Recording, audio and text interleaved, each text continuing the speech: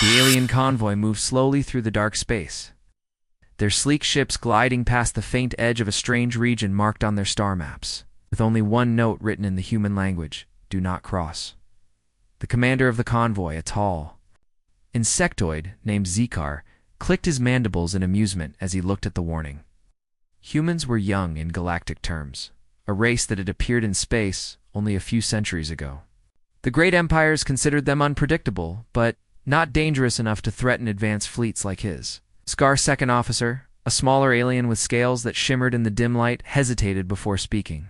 Told the commander that humans had a strange habit of marking their territory with warnings instead of walls, and that no record existed of any alien ship returning once it entered deep into their space without permission. The commander laughed and waved away the warning, saying that such stories were created to scare smugglers and pirates. Their scanners showed nothing ahead, no planets, no stations, no ships. It was just empty space, calm and silent. Yet as they crossed the invisible border, the crew began to hear faint static on the comms.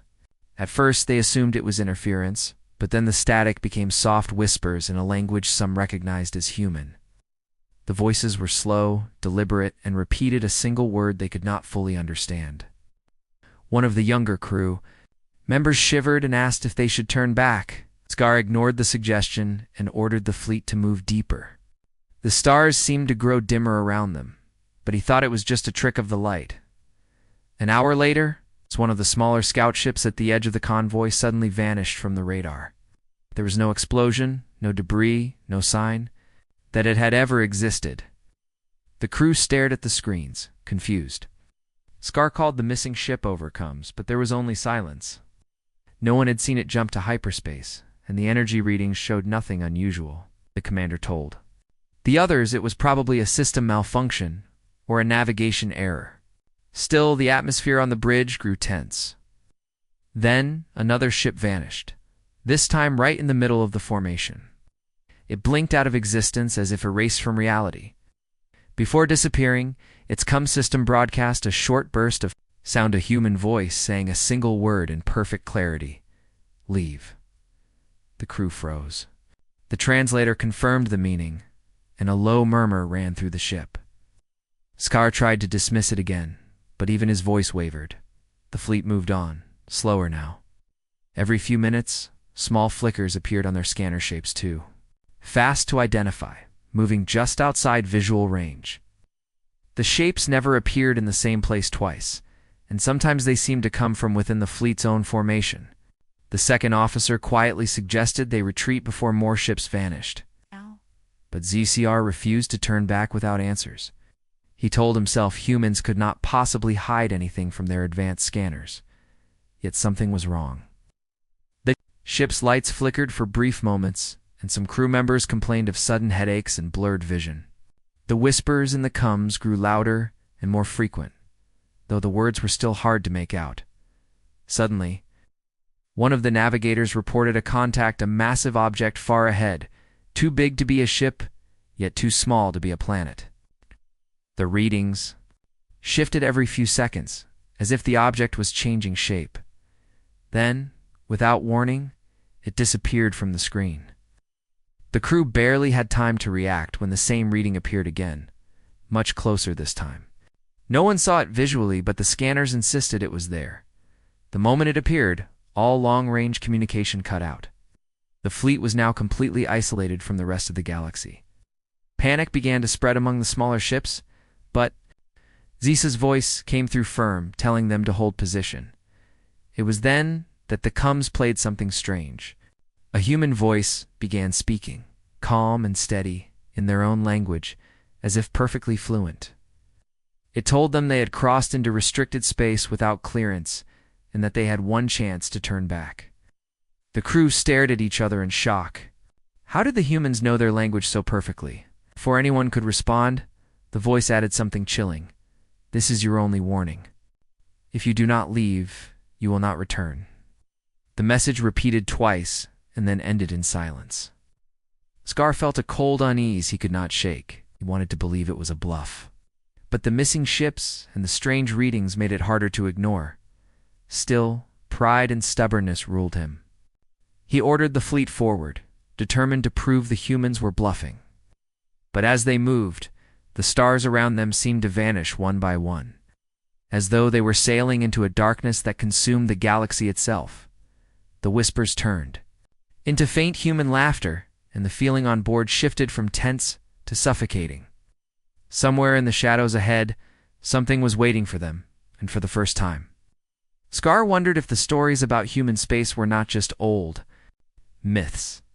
The alien fleet drifted forward through the unnatural darkness, their hull lights barely piercing the void. The stars were gone now, replaced by a strange black haze that seemed to swallow light itself. Carr kept his mandibles clenched as his crew whispered nervously. Every instrument on the bridge showed conflicting data. Scanners claimed there were no ships nearby. Yet the motion sensors kept detecting rapid movement just outside visual range. The second officer leaned closer and said he thought he had seen something, a shape the size of a city, floating alongside them for a fraction of a second before vanishing. Scar dismissed it as a sensor echo, but deep inside, doubt began to gnaw at him. Without warning, the darkness ahead rippled. A colossal shape emerged on the scanners, so vast that even the largest warships in the galaxy would look like insects beside it. It was a human battleship, but not like any they had seen before. Its design was brutal. All jagged lines and armored plating painted in deep black with faint crimson markings that looked like scars. The ship did not hail them, did not move, yet somehow it felt alive, watching them. The navigator tried to lock onto it, but the targeting system froze and displayed an error message in human script they could not read. Then, before anyone could react, the massive ship simply disappeared from the scanners, leaving nothing but an empty void. The crew barely had time to process what had happened when the same reading reappeared, this time less than a kilometer away. Directly in front of the lead ship, gasps filled the bridge. The alien gunners tried to aim their weapons, but the controls were sluggish, as if someone else was moving them. The targeting reticles refused to settle on the human vessel. The weapons officer swore that it was though the ship wasn't really there at all, only an illusion. Z-Scar's second officer, his voice shaking, advised retreat again, but before Z-Scar could reply, one of the smaller escort ships panicked. Its captain, driven by fear, fired a full barrage at the human vessel. The energy blasts streaked forward only to vanish halfway across the void. They did not explode. They did not strike anything. They simply blinked out of existence, erased from reality. The silence that followed was heavier than the darkness around them then. Without any warning, music began to play across all channels of the alien fleet. It was loud, rhythmic, and filled with a deep, pounding beat like marching steps. The translator struggled, but managed to identify it as an old human war anthem from centuries ago. A song meant for soldiers going into battle. The crew felt the pressure in their chests rise as the music echoed in their ships, drowning out all other sounds. The darkness shifted again. More shapes began to appear on the scanner's first one, then 3, then a dozen. Massive human warships surrounded the alien fleet from every direction, forming a perfect circle, appeared only for seconds before vanishing and reappearing somewhere else, but each time they returned, they were closer. No one could explain how they moved so fast without any energy spikes or engine readings. The alien comm channels exploded with panicked voices, but no one could contact ships outside. Their formation, it was as if the humans had cut them off from the galaxy entirely. Zakar, trying to keep control, demanded to speak to whoever was commanding the human ships. There was no answer, only the war music, now louder and faster, pulsing through their ships like a heartbeat. Then the first officer of one of the escort ships screamed over the comms. Something had appeared inside their ship, inside a sealed bridge, without triggering any alarms. A tall figure in black armor, helmeted and silent, was standing among them. The figure did nothing but watch, and then the transmission cut to static. When the feed returned, the bridge was empty. The crew had vanished. The ship drifted without control, lights flickering. Before fading completely from scanners, Scar felt the weight of the situation finally settle on him. This was no bluff, no empty human threat.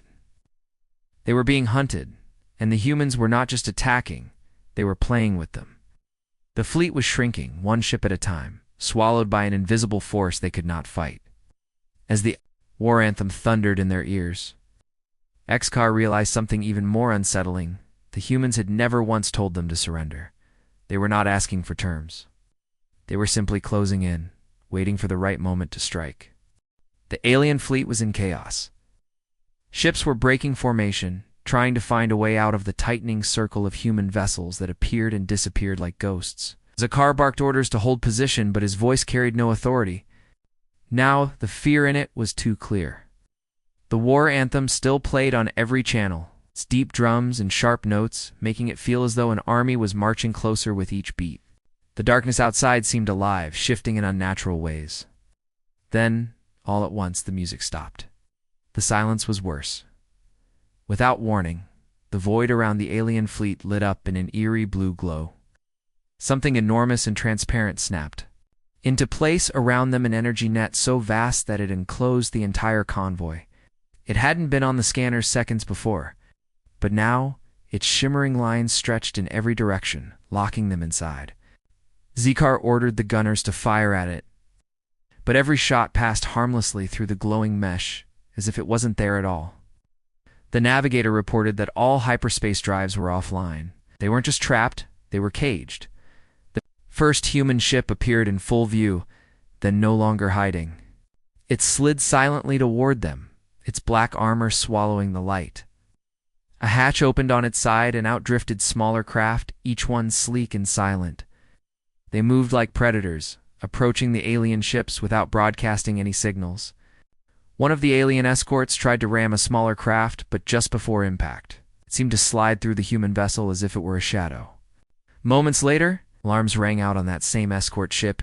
Humans had boarded without opening any doors. On ZCR's flagship, it happened almost too quickly to comprehend. One moment, the bridge was full of crew, all tense but focused. Next, the air shimmered, and 3 humans were standing there in black armor with no visible weapons. Their helmets were smooth, featureless, and reflected only darkness. Skarsgård's raised their rifles, but before they could fire, they froze in place, unable to move. It wasn't a stun beam. There was no light, no sound. It was as if the humans had switched something off inside their bodies. The tallest human stepped forward. Its voice was calm and deep, processed through a speaker that made it sound both near and far at once. "You entered without asking," it said. Translator repeated the words, but they hardly needed it. The tone alone was enough to convey meaning. Scar demanded to know who they were and what they wanted. Scar didn't answer directly. It simply gestured to the crew, and within seconds, every officer except Zagar was gone, pulled away. In a silent flash of light, the same was happening across the convoy. Reports crackled over the Kumzalian captains being taken, crews left behind in a strange state of paralysis, unable to speak or even blink. Xkar's second officer was one of them, standing stiff at his station, eyes wide and unblinking as though trapped inside his own body. The humans took only the captains, moving with perfect precision, ignoring all attempts at resistance. Skar was forced aboard one of the human craft. The interior was dark, silent except for a low hum that seemed to come from everywhere. There were no windows, no visible controls, just smooth black walls that seemed to shift slightly, as if alive. Several other alien captains were there too, their expressions a mix of fury and terror. Before any could speak, the humans ushered them forward into a long corridor that ended in a single open doorway. When Zakar stepped through, he felt something change. The air was heavier, thicker, and the view outside the walls showed no stars at all, just endless black. They were no longer in normal space. One of the alien captains demanded to know where they were. The human who had spoken before simply said, "Somewhere you cannot leave." Through another doorway, Zakar caught sight of something that made his stomach twist. Dozens, maybe hundreds of other aliens were gathered in a vast hall, some from species he had only heard of in ancient records. Expression. A few had clearly been there for years, their uniforms faded and torn. Others were chained to the walls, though the chains looked more ceremonial than functional. was as if the humans wanted them to understand the symbolism. As the door closed behind them, Scar realized with sick certainty that the stories had been true. No one who entered human space without permission ever returned. And now, he was one of them. Sakaar stood among the other captured captains, his mandibles tight as his eyes adjusted to the strange dim light. The vast hall seemed to stretch endlessly, with towering black columns that vanished into shadows above. The air was heavy and carried a faint metallic taste. No one spoke loudly here. The alien prisoners moved with quiet, slow steps, as though afraid to draw attention. Some wore ragged uniforms from ships that must have entered human space decades ago, yet their faces looked far older than their records should allow. A human officer approached, different from the black-armored soldiers. This one wore a simple, dark coat with no markings of rank. His face was bare, expression calm, and his eyes held the steady focus of someone who had seen far too much. When he spoke, his voice was slow and clear, and somehow every alien understood without the need for a translator. "You crossed into human space without permission," he began, pacing slowly in front of them. "Now you are in a place that does not forgive." One of the captains, a tall, crystalline being with glowing eyes, stepped forward and demanded to know their fate. The human looked at him for a moment, then replied, "Fate is a word for those who still have choices." "Do not." The human gestured to the walls. Slowly, panels slid open, revealing massive viewing windows. Beyond them was nothing. No stars, no planets, no light. Just a vast, depthless black. "You are no longer in open space," the human said. "This is a protected sector. We control every law of nature here." Scar frowned. "That's impossible. No one can control physics." The human gave the faintest smile. "No one. Except us." He tapped a small device on his wrist, and the black outside the window shifted. Stars appeared for a moment, but they were strange distorted, bent into spirals, moving far too fast. Then they vanished again, replaced by the same void. "Ships will not work here the way they did outside. Your weapons will not fire. Your bodies will grow weaker the longer you remain. This is not because of any weapon we aim at you. It's because this space is ours." Another captain shouted that this was a violation of galactic law. The human officer stopped pacing, his expression turning cold. "Do you think we care about your laws? The galaxy left us alone for centuries because we made sure of it? This border is not a warning. It is a promise. Every time someone ignores it, they help us make it stronger." The captains exchanged uneasy looks. The human pointed to a far wall, where a huge display lit up. It showed a map of known space, with a red zone marking human territory. Scar noticed something chilling. The borders were not fixed. They were expanding outward in slow, steady waves. "Every trespasser leaves something behind," the human explained. "Your ships, your knowledge, your technology, your bodies. We take them and we use them. Our space grows, and no one outside ever knows how or why." Murmur spread through the captives. Some of them began to understand why so many species had ghost stories about human space, but no proof. It wasn't just a defensive measure. It was a trap designed to feed itself, turning every invader into part of the very wall meant to keep them out. Zekar's mandibles tightened. He thought of the convoy he had led in so confidently, and now wondered if it had been guided here on purpose. Another captain asked why the humans didn't simply destroy trespassers. The human officer's gaze sharpened. "Because destruction wastes potential. You all have skills, knowledge, experience, and out here, there are places where those things can be harvested." His tone made it clear he didn't mean voluntary work. The officer finally turned to leave, but before he did, he gave one last warning. "You will never see your homeworlds again. In time, you will stop wanting to. That is how this place works. The sooner you accept it, the easier it will be." With that, the humans escorted them deeper into the station, where the air grew even heavier and the corridors narrower, as if the structure itself wanted to swallow them whole. Scar followed silently, his mind racing. The truth was worse than any rumor he had heard. Human space wasn't defended by walls or fleets. It was defended by the space itself, free-shaped, twisted, and weaponized. And now he was inside it, with no way out. The narrow corridors felt like they were closing in around the captains as they were led deeper into the station. The air was thick, almost humid, and every step echoed in the unnatural silence. Zakar could feel the tension from the other prisoners. No one spoke. No one dared. The human escorts in black armor moved without sound, their steps perfectly synchronized. Finally, the group was brought into a large chamber, circular in shape, with a single ring of pale light glowing above. The light was cold and sharp, and it made the shadows seem darker. Standing in the center was the same human officer who had addressed them before. This time he wasn't pacing. He was waiting. His eyes moved slowly across the line of alien captains, studying each one as though weighing their worth. When he spoke, his voice was steady, controlled, and impossible to ignore. "You have 2 paths," he said. "One will keep you alive. The other will not." A reptilian captain snarled, demanding to know if they were to be executed. The human shook his head. "Execution is a waste. We don't destroy what we can use." He stepped forward, hands behind his back. "We can give you purpose here. Work for us, serve our needs, and you will live." "Refuse," his words trailed off, but the silence that followed was worse than any threat. One of the crystalline captains stepped forward, defiance in his glowing eyes. "And if we refuse?" he asked. The human didn't answer verbally, simply gestured to the side, and a section of the wall slid open.